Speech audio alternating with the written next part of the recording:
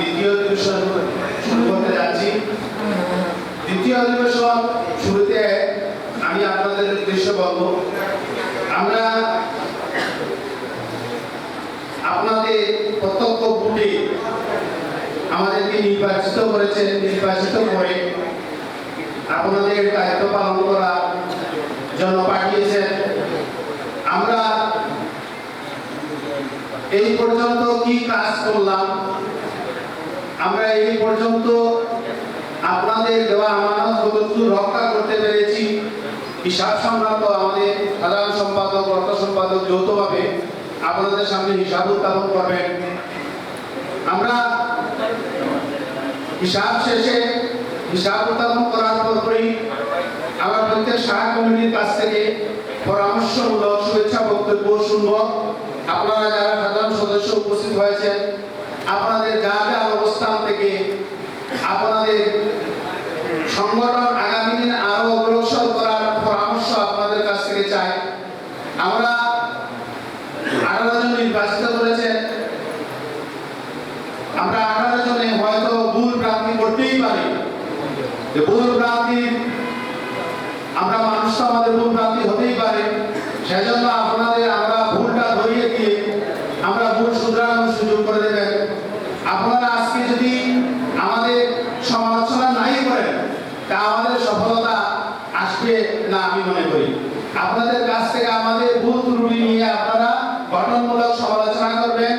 আপনাদের আমাদের কাছে প্রশ্ন করে আমরা কি কাজ করলাম না কি কাজ করলাম সেগুলো আপনারা তুলে দেন, এবং আগামী দিন এই মেকানিক ইউনিয়নকে কিভাবে অগ্রসর করা যায় আপনাদের কাছ থেকে পরামর্শ আমরা চাই। আপনাদের পরামর্শ ছাড়া আমরা আগামী দিন আমরা সংগঠনকে এগিয়ে নিতে পারবো না।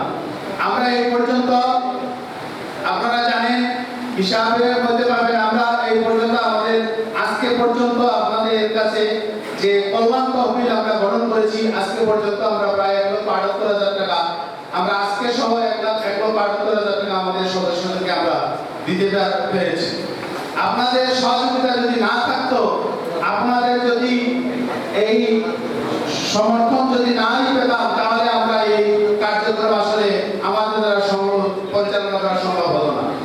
আমি পরবর্তী বক্তব্যে আবার আপনাদের সামনে সংগঠনে আপনাদের পরামর্শ এবং উপদেষ্টাদের পরামর্শ, সাবেক পরিষদের কমিটি ও সবার পরামর্শ নিয়ে আমরা সুন্দর এই সাধারণ সভা রেজলিউশন করবো। আগামী দিনে আমরা কিভাবে সংগঠন পরিচালনা করব, আমাদের সংগঠন কিভাবে অগ্রসর হবে, আমরা অতীতকে ভুলে সামনের দিকে অগ্রসর হতে চাই।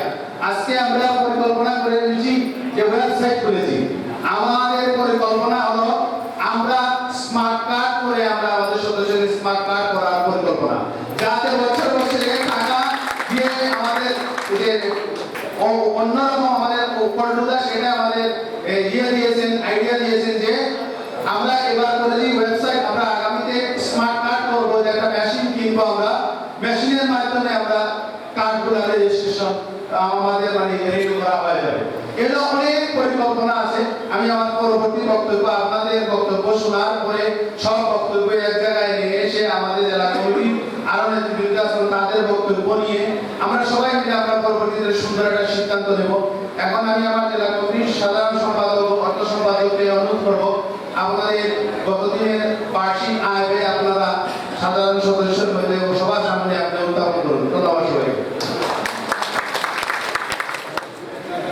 আমাদের কোনো ইনকাম নাই, মার্চ মাসে আমাদের কোনো ইনকাম নাই, এপ্রিল মাসেও আমাদের কোনো ইনকাম নাই।